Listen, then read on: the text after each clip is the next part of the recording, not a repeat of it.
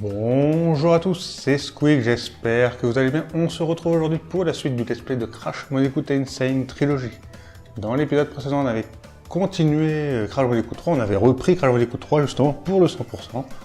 Et là, on va continuer encore le 100% de Crash Bandicoot 3. On laisse taper sur son clavier et on continue. On a dit qu'on ferait High Time.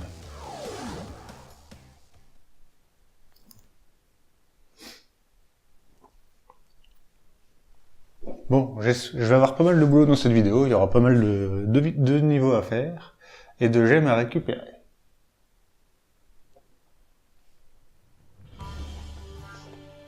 Dans l'épisode précédent, on avait évoqué Crash Twinsanity, et là on a évoqué deux jeux, encore une fois. Je vais faire d'une manière différente que la dernière fois où j'avais évoqué les deux jeux séparément. Là, dans cette vidéo, j'évoquerai les deux jeux simultanément.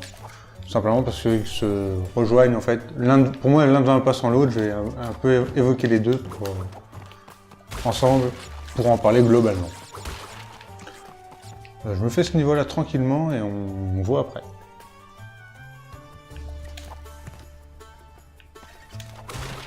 On voit après pour le jeu. Je vais vous évoquer quand même les bases, les informations générales. Alors les deux jeux sont donc tout d'abord Crash of the Titans, sorti en 2007 sur PS2, Xbox, Wii et console portable. Alors il y a eu la Game Boy Advance, une toute autre version que le jeu sur console de salon, et une version Nintendo DS. Alors je pense que c'est une version qui se rapproche plus de la version console de salon.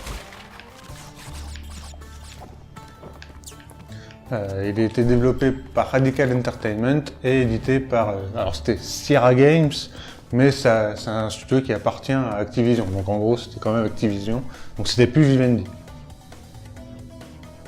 Et l'autre jeu, c'est sa suite, c'est Crash Bandicoot... c'est Crash Mind Over Mutant, sorti l'année suivante en 2008, qui est sorti lui sur les mêmes consoles, sauf la Game Boy Advance.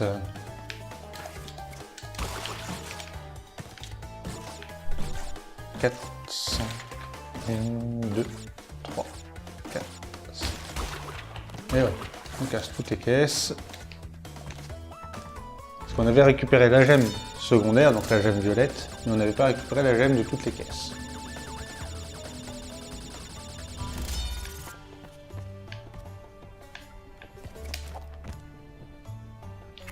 Alors lui, on va le détruire de loin au boss du corps.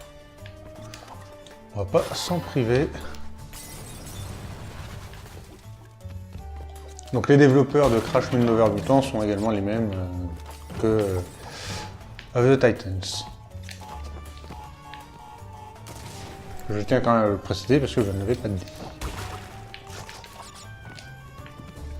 Donc c'était les deux derniers jeux sur console de salon avant cette remasterisation. On va attendre que ça se détruise tranquillement. Je me mets bien dans le coin. Oula.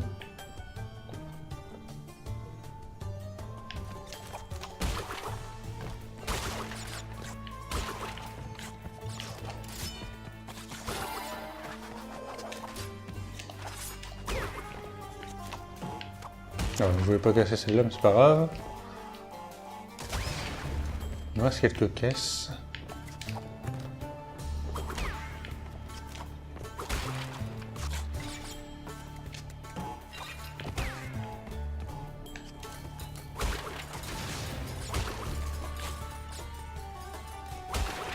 Voilà. Là, j'ai tout. Donc j'ai toutes les caisses, j'ai tout ce que je voulais.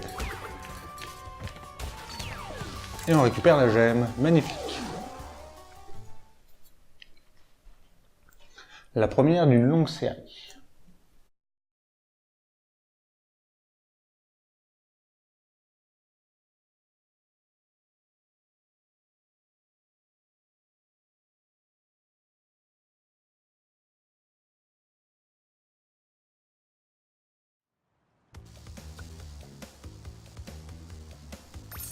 Ok, on va pouvoir enchaîner et puis je vais pouvoir commencer à vous parler des deux jeux.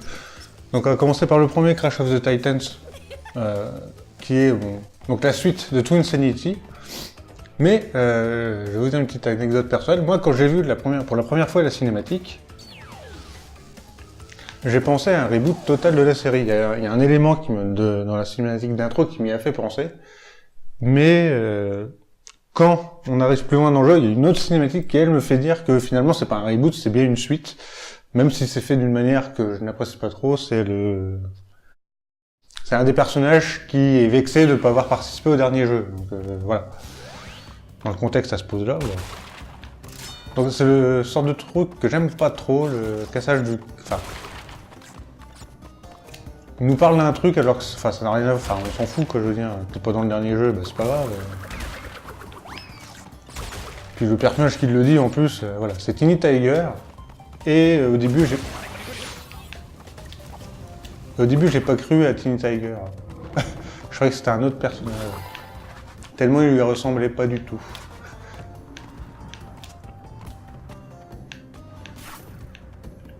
Donc oui, première chose qui m'ont déplu, parce que ça a énormément déplu à pas mal de fans de la première heure de Crash Bandicoot, c'est le nouveau design de certains personnages.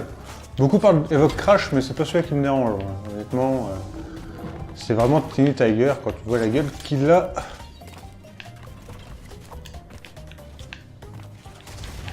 Voilà. On va attendre qu'il fasse son coup. Voilà, magnifique. Donc Tiny Tiger, dans la version originale, c'est un tigre de Tasmanie et qui a quand même une bonne stature. Là il a un design plus tigre du Bengale qu'autre chose. C'est pas grave en soi. Enfin, si, c'est quand même assez grave. Dans ce design de personnage, c'est assez grave le changement. Quand tu vois Crash évoluer, enfin quand tu vois le design de Crash, de Cortex, d'Engin, Engin c'est plus sa mentalité qui m'a dérangé, son côté un peu SM. Enfin plutôt maso que SM, parce qu'il est plus maso que SM. Ah merde, j'ai pas eu de bon timing. Son côté maso m'a un peu semblé bizarre quoi. Son côté maso est efféminé. C'est un changement radical de comportement. En soi, c'est pas dérangeant s'il aurait été tout le temps comme ça. Mais pas du tout. Ah mais c'est pas possible.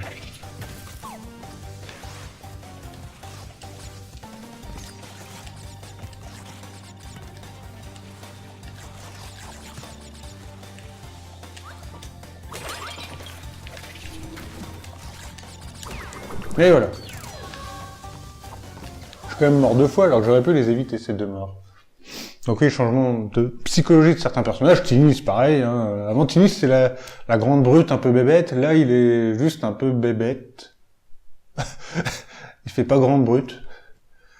Après, le Cortex, Nina, Crash, ça me dérange pas trop. Coco, c'est encore différent.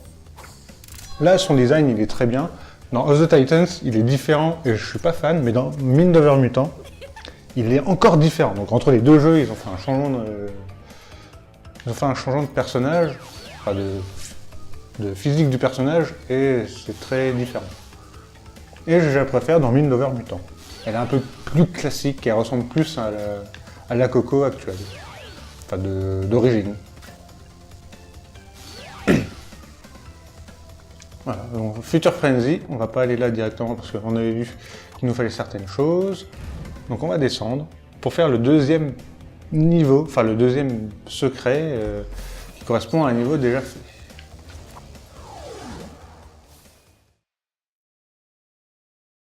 Et il y a les masques aussi qui ont changé, mais par contre, je préfère le style des masques dans les deux, dans Mind Over Mutant et The Titans, simplement parce que leur design est un peu plus sympa. Ouais. Je vais être le seul de cet avis au monde. Je vais être le seul au monde à être de cet avis. Donc, c'est pas grave. Je le vis bien.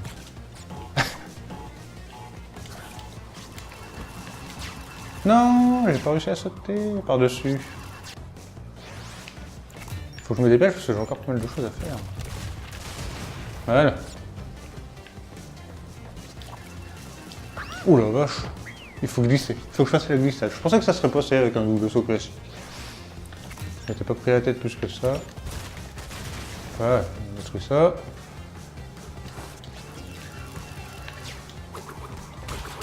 Bon, lui, on va l'esquiver. Non, tiens, tu m'as tué tout à l'heure, je te tue. Le bazooka, c'est quand même un régal dans cet épisode. Ça fait plaisir de voir que c'est quelque chose qui a été modifié, mais dans le bon sens. Bon, c'est pas la seule chose, hein, mais c'est une chose que je n'aimais pas dans l'original et ça a été bien corrigé.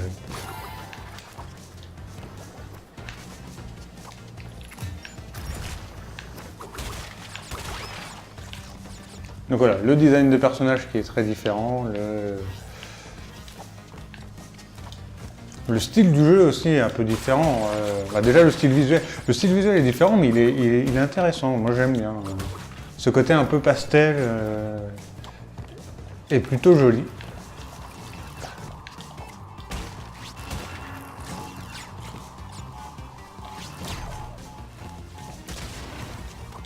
Oh, il est pas mort là. Oui, bon. Voilà.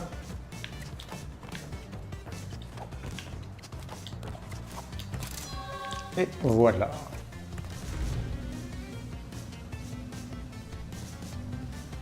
Donc le côté un peu pastel du jeu est assez joli. Sinon, bon, le scénario... Bon, le scénario c'est du classique. C'est un scénario classique, mais c'est celui qui se rapproche, le premier, of the Titan, c'est celui qui se rapproche le plus du premier. Où on retrouve un peu l'idée d'origine de Cortex, qui est de faire une armée de mutants avec, une armée... il veut se constituer une armée avec des animaux modifiés. Donc au final, ça se rapproche pas mal. Je tue tout le monde, hein. Le checkpoint, on va le prendre. Si j'élimine tous les ennemis, c'est pour me rendre tranquille le chemin après. Qui nous oblige quand même à faire demi-tour. C'est pas comme dans Road to Ruin où ils te mettent dans le deuxième épisode, où ils t'ont mis au début du niveau.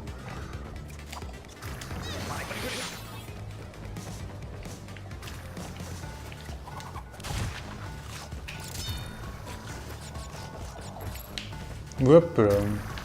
Alors lui je vais le tuer. Voilà.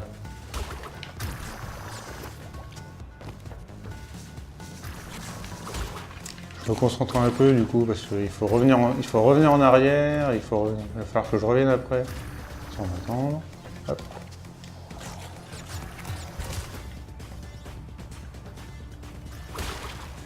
Alors il y a la caisse là.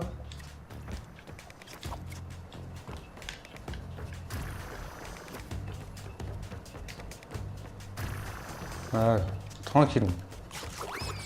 Ok, et là on va être au début. Bon bah. Go! Voilà, là c'est le début.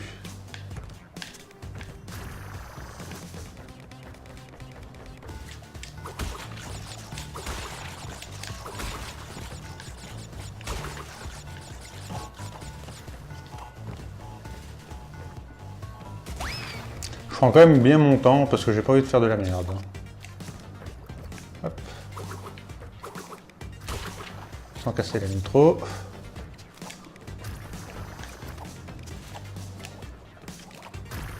Voilà.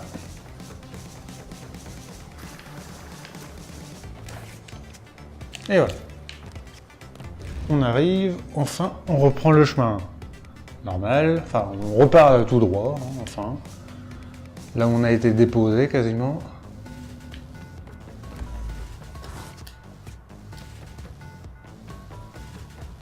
Donc là normalement il n'y a pas d'ennemis à part ça. Enfin c'est pas des ennemis, c'est des obstacles.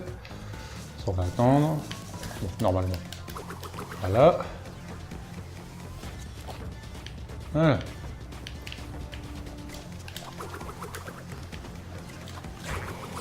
Et voilà, on revient là où on a été débarqué. Oh. Et voilà, on a un checkpoint ici, on est bien.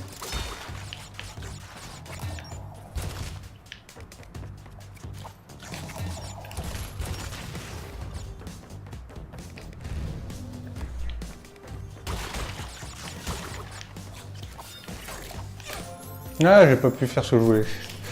J'ai pas eu le temps de faire mon double saut.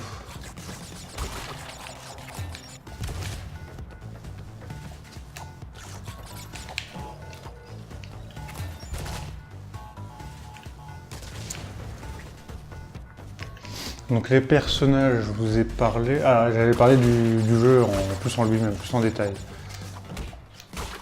Notamment le gameplay qui change pas mal, évidemment, parce qu'il y a un côté un peu plus beat'em all. Crash a des mouvements nouveaux et il perd certains de ses anciens mouvements. Notamment le plat et la glissade. La glissade, c'est con, mais c'est parti. Il a sa toupie toujours, hein, il peut tourner. Et le plat, il perd le plat. Il a le droit au double saut toujours. Il récupère le walk jump. Ça c'est voilà. Donc, chose qu'il ne peut pas faire dans un crash classique. Hein. Je peux pas aller sauter sur le mur et ressauter par-dessus après. C'est juste parce que là j'ai un double saut.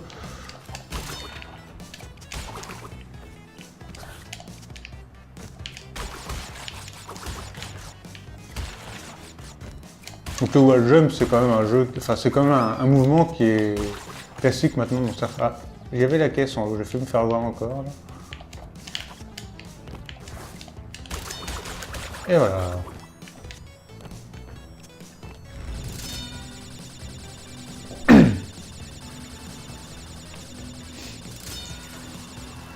Et il a un système, il a maintenant des nouvelles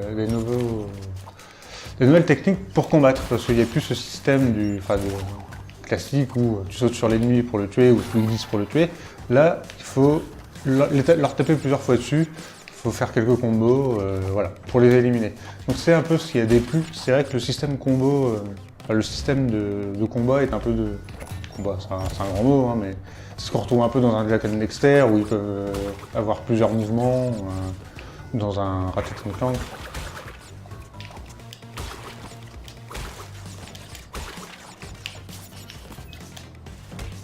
Mais voilà, ce système de...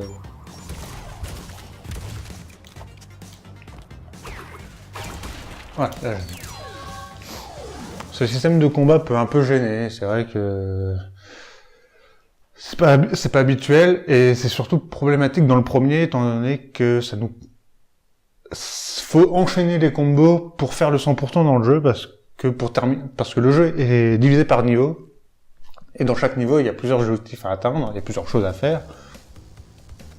Vous devez terminer le niveau, évidemment. Loul. Il y a un niveau bonus à faire. Les niveaux bonus sont plutôt sympas en plus. C'est des petits défis. Vous récupérez... Alors, vous récupérez une poupée vaudou. C'est vrai qu'il y a beaucoup de choses centrées sur les poupées vaudou dans ces deux jeux. Voilà, c'est juste pour collecter. Il y a une poupée vaudou à récupérer également dans chaque niveau qui nous permet de débloquer des esquisses et des croquis, des artworks en fait. Donc ça c'est plutôt pas mal. Et dans chaque niveau vous avez également donc terminer le niveau, je vous l'ai dit, vous avez aussi battre un certain nombre d'ennemis et détruire trois robots espions. Donc les robots espions, voilà, on va dire que c'est peut-être pas la meilleure chose à détruire, quoi. Ils auraient pu trouver un autre élément qui se fasse plus Crash Bandicoot que des robots espions. Après, en plus, les robots espions ont une forme de cuvette de toilette. Je pense que ça, ils auraient pu s'en passer aussi. Et il y a aussi l'enchaînement de combos. Donc c'est détruire, enchaîner les ennemis le plus rapidement possible ou les taper le plus souvent sans se faire toucher. Parce que dès que vous faites toucher, le combo est annulé. Donc c'est un peu problématique, étant donné que c'est étant donné que c'est pas, ça fait pas du tout Crash Bandicoot ce système de combo. Alors le mettre le rendre un peu obligatoire dans le 100%, surtout que c'est des trucs assez élevés, donc c'est pas le meilleur système pour le 100%. Maintenant quand je le fais plus à 100%, je m'occupe plus des combos, je termine les niveaux. Je veux bien détruire un certain nombre d'ennemis, ça me dérange pas.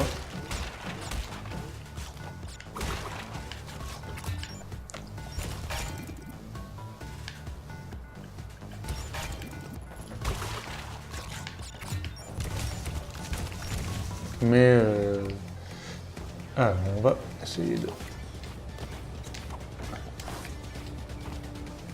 Voilà.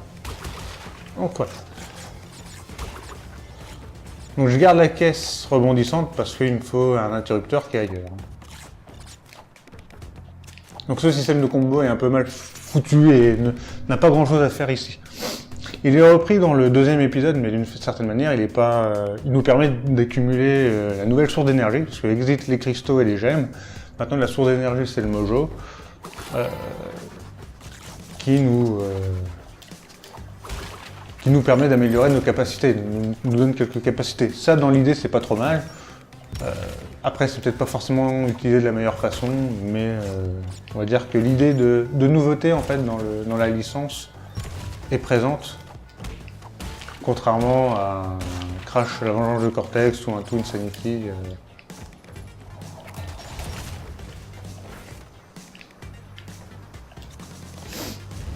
Qui stagne un peu en termes de nouveauté. Là, il y avait vraiment une volonté de vraiment modifier les choses. Ils ne sont peut-être pas pris de la meilleure des façons, mais voilà, l'idée était là.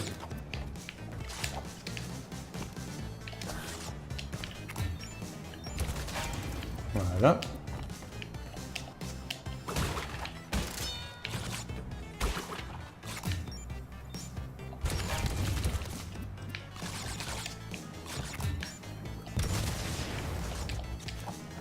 Et voilà. La chose qui change énormément également dans le gameplay, c'est évidemment le contrôle des titans, des mutants, des monstres créés par Cortex. Donc dans le premier, c'est très... Enfin, tu sens que c'est le premier et que voilà, il y avait des choses à améliorer. Chose qui a été un peu corrigée, enfin, il y a des choses qui ont été corrigées dans le deuxième épisode. Donc dans le premier, on pouvait en contrôler un. Et par la suite, dès qu'il y avait une marche ou quelque chose, enfin il y avait des endroits en fait où on était obligé de s'en séparer parce que le mutant n'était pas capable de faire certaines choses. Donc il pouvait pas sauter par exemple. Donc dès qu'il y avait une marche, tu étais obligé de t'en séparer. Bon, Pierre c'est pas très grave, ça permet de jouer avec Crash. Mais il y avait également pas de système qui a été intégré dans le premier, d'évolution du titan, comme pour Crash Bandicoot. Chaque type de titan avait sa barre de progression, donc plus on contrôlait un titan, plus on accumulait du mojo avec lui. Mais pendant ce temps-là, on ne faisait pas évoluer Crash, dans le deuxième épisode, je parle évidemment. Mais on faisait améliorer notre mutant, ce qui n'était pas possible dans le premier. Et dans le deuxième, autre évolution, on pouvait en contrôler un et en stocker un autre. C'est-à-dire que on en contrôle un, on en voit un deuxième, on se dit peut-être j'ai besoin de celui-là, mais je ne veux pas y perdre. Je ne veux pas perdre celui-là que j'ai déjà. Donc tu le stockes et ensuite tu contrôles l'autre et tu pouvais permuter comme ça. Donc tu avais un en stock et un sur toi, donc enfin et t'en contrôles un. Donc ça permettait vraiment de pouvoir varier. Il y avait des gameplays assez intéressants avec les mutants. Certains avaient certaines aptitudes intéressantes. Certains mutants étaient très intéressants. Il y en avait d'autres un peu moins. Après, voilà. Malheureusement, ça c'est... Enfin, il y avait peut-être... Je sais pas qu'il y avait trop de mutants. Mais ils se sont peut-être pas concentrés sur les bons. Ils ont peut-être... Entre les deux premiers, ils ont peut-être enlevé les mots. Ils ont enlevé certains qu'ils auraient peut-être dû garder et faire le contraire avec d'autres. Alors, on a enlevé certains et en gardé d'autres. Entre les deux épisodes, ils en ont créé entre les deux épisodes d'ailleurs. Il y en avait un qui avait un design assez dégueulasse, mais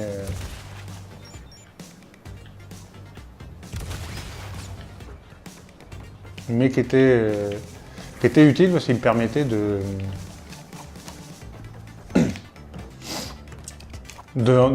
changer certaines, enfin de modifier un peu le décor. Enfin voilà, il y avait un élément qui vous gênait et il pouvait sûrement l'enlever.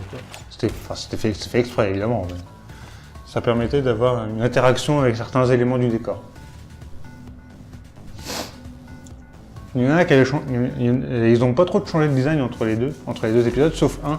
Et malheureusement, j'ai pas compris ce changement de design entre les deux épisodes.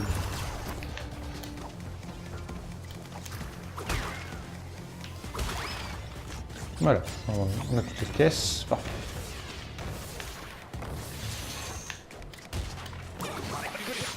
Bah. Je suis passé par-dessus. Bon, ça fait rien. Je perds mon masque, mais j'ai récupéré mes 2 gemmes. De toute façon, c'était le principal, récupérer les gemmes. 25 minutes. On est bien, on est bien.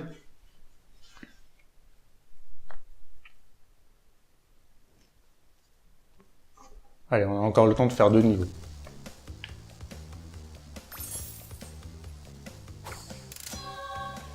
Et c'était mon objectif encore, de terminer là où je veux terminer. Voilà, donc les persos, le gameplay. En même temps, je réfléchis à ce que j'ai encore à vous dire dessus, sur le... Orange là, ah putain, un niveau à moto. J'espère que ça va bien se passer. Flaming Passion. Ça, c'est bon. Mad Bomber, c'est bon. Et normalement, il m'en reste un aussi. C'est ça. Bon, on va faire un niveau à moto. On les fait dans l'ordre. On va jouer avec un peu avec le père Crash. Donc là, on fait une run. Je parle. Si je me loupe, on se retrouvera pour ma run vainqueur. Parce que, voilà, ça peut être très long, et du coup, pour pas trop couper, pour pas faire un épisode trop long, il y aura du montage. Allez, objectif, toutes les caisses. J'ai failli rater une des 2 premières caisses, mais ça commence bien.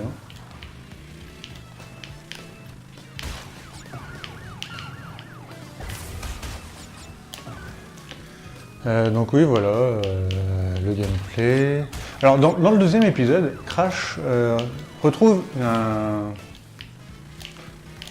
un élément de gameplay qui a été très peu utilisé dans l'univers Crash Bandicoot. Il a été utilisé uniquement dans Crash Bandicoot 2, sur deux niveaux. C'est le fait de pouvoir creuser et s'enfouir dans le sol. Ça permettait, enfin voilà, c'était sur certains endroits, mais voilà, dans Crash Bandicoot 2, c'était sur 2 niveaux et dans des zones prédéfinies. Donc là, ça me choque pas plus que ça. C'est pas grave si je me prends les voitures. Hein. Donc ça me choque pas. Et bah en fait, quand j'ai rejoué la première fois, ouais, on fait ça. On est à 14 normalement. Ok, magnifique. Quand on a pu creuser pour la première fois dans le 2e épisode, il y a un truc qui nous explique que les bandicoots aiment creuser, ont toujours aimé creuser, donc voilà, il faut le faire en gros. N'oubliez pas de le faire. Et je me suis dit, c'est bizarre, j'avais vu Crash Bandicoot, de mémoire au début, je me suis dit, ah, ça me dit rien ça de creuser. Et un coup, je me suis refait Crash Bandicoot 2, j'ai fait, mais attendez là, c'est ce qu'on fait dans Mind Over Mutant, on creuse. Allez là. Bravo. Alors, est-ce que je vais pouvoir? Je vais très lentement. Ok, c'est bon. Maintenant, faut pas que je me loupe. 2. Oh, super, j'en loupe une. Magnifique. J'en loupe 2. Voilà, comme ça, c'est arrivé. Bon.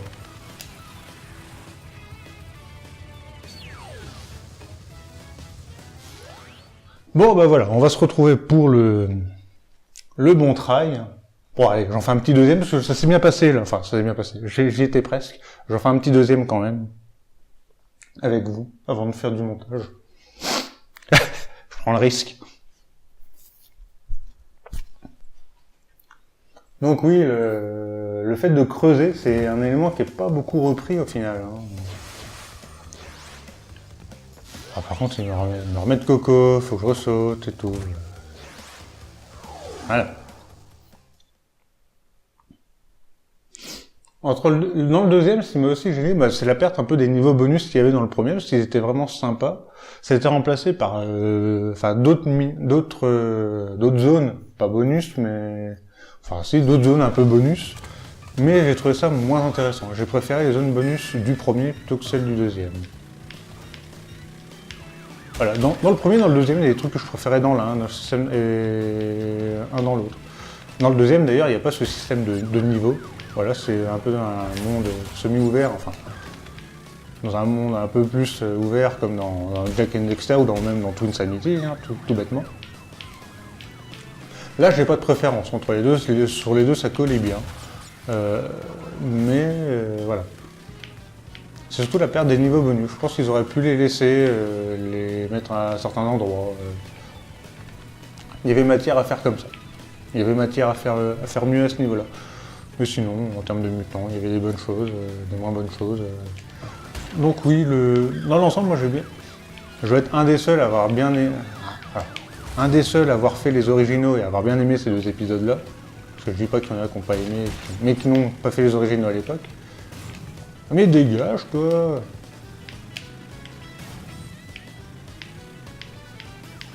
Voilà, on va pouvoir passer. Voilà, on est toujours à 14, c'est magnifique.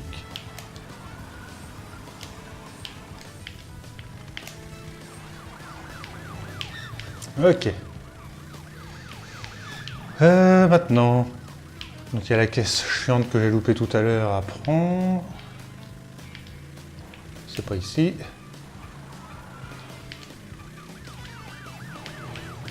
C'est là. Donc là il y a le virage. Et il faut que je prenne bien sans que lui me gêne. Non mais. Puis là je passe devant. Ouais bah oui. Bon bah tant pis. On va terminer et là on fera du montage.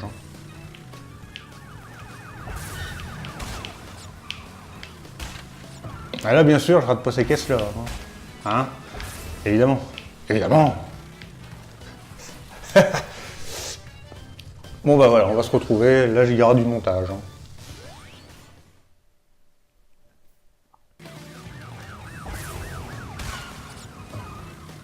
Non mais quel con, mais quel con, mais qui est con, mais qui est con.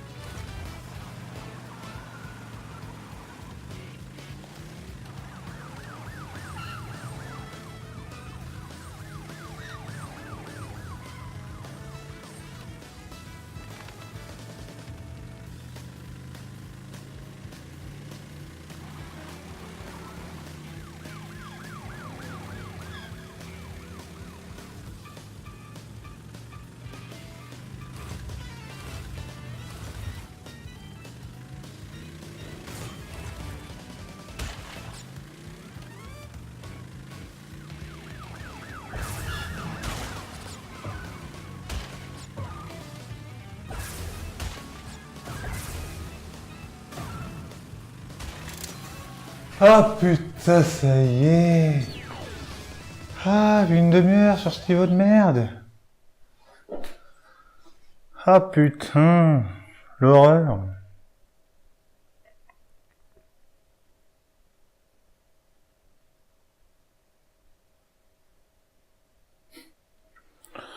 Oh, le vieux scandale, ce niveau merdique, quoi. La vidéo s'était extrêmement bien passée jusque-là, mais il a fallu qu'un niveau à moto me casse les couilles quand même. À ce point-là, c'est violent, quoi. Bon, dans tout ça, il me reste un niveau à faire dans mon objectif. Vu le montage, voilà. C'est bon. Je pense que j'ai le temps.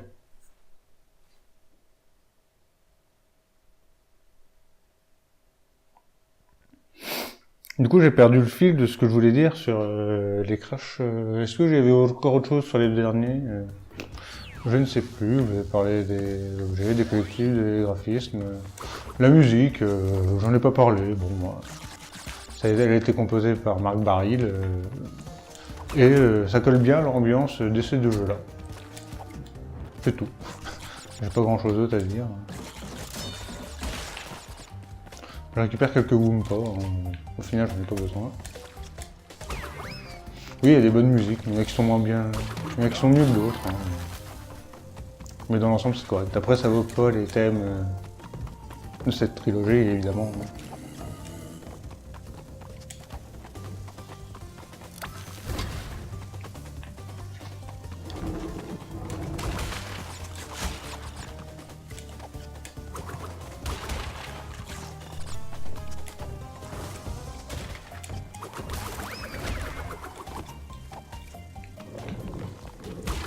Alors, on va prendre le checkpoint qui est ici, et on va se faire plaisir avec les masques.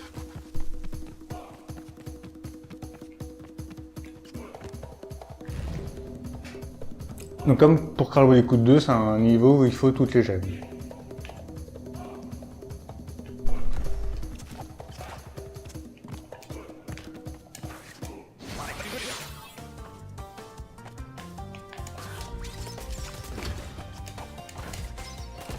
Donc évidemment pas de checkpoint. Hein.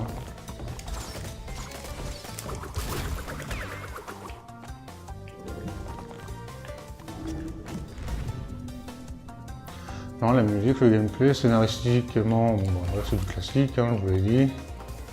Les mutants, je les ai évoqués.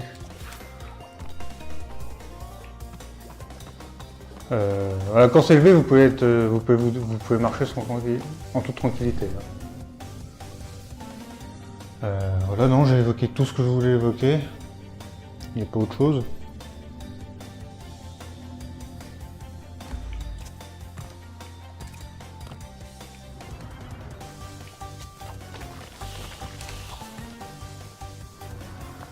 Non, bon, c'est tout. Là, mon passif sur ce jeu, sur ces jeux-là, je les ai découverts un peu après leur sortie.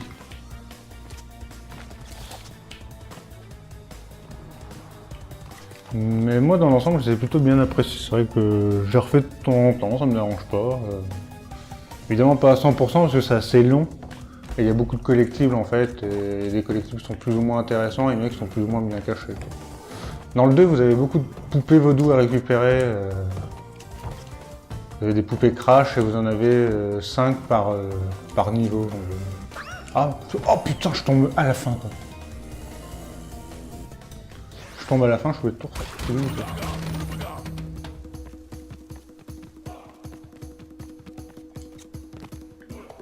Parce que là j'étais à la fin de la partie violette, et je crois que la partie rouge c'est la fin. Hein. Partie jaune ou violette, je sais plus. Je crois que j'avais fait les 4 passages.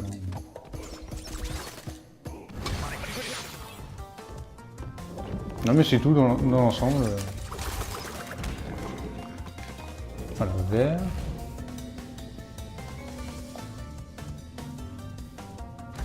Ouais bah j'étais à la fin. Ah quoique il me reste peut-être encore le jaune à la fin. Non bah c'est tout. C'est tout sur les Crash. Voilà. Moi c'est des jeux que j'ai bien aimé faire, j'aime bien refaire de temps en temps. Bon. C'est peut-être pour moi les meilleurs sortis sur PS2. Dans le deuxième, vous avez aussi la possibilité de jouer en duo, enfin à 2 joueurs. Et sur la version PS2, le deuxième joueur joue un Crash, un deuxième costume de Crash, comme dans les jeux de combat. Pas dans les jeux de combat Crash, mais voilà, dans les jeux de combat, il y a toujours la première tenue et la tenue et la deuxième tenue. En fait, je suis mort vraiment à la fin. Alors que dans la version Wii et Xbox 360, je crois qu'on joue sur... Enfin, le deuxième personnage joue avec Coco.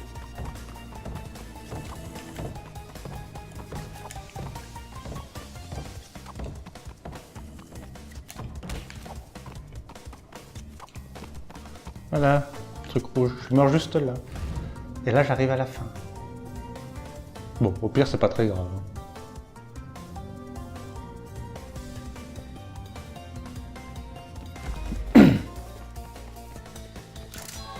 Et maintenant, faut pas mourir. Et voilà, on termine enfin ce niveau et cette vidéo. Surtout la vidéo qui m'embête, hein, de devoir terminer. C'est 1 heure que je recorde quand même. Bon, il y aura du montage, vous inquiétez pas, la vidéo fera pas 1 heure. Elle sera à peu près dans les mêmes temps, hein, entre 30 et 40 minutes, je pense que je suis dans les délais. À ce niveau-là, je suis dans les délais. Avec 2 trails complets, plus les échecs à vous montrer. Je sais pas comment je vais mettre les échecs, hein, je vais pas vous mettre les courses. Je pense que je vais vous montrer la première caisse que je rate dans chaque run. Voilà, je pense que je vais faire ça. Et voilà, on a terminé cette vidéo. On n'a pas fini Crash Bandicoot 3 parce qu'il y a encore les 3 niveaux qui sont en dessous. Et il nous manque 8 gemmes. Normalement, on est bon. Alors, la 45e gemme, on l'aura avec les reliques platine. Donc, on l'aura pas tout de suite. Je ne l'aurai pas tout de suite, quoi. Je pourrais pas vous la montrer dans l'épisode prochain. Donc voilà, j'espère que cette vidéo, malgré ses fails en niveau à moto, vous aura plu. Nous, on se retrouve pour la suite et je vous dis à la prochaine. Salut tout le monde. Bye.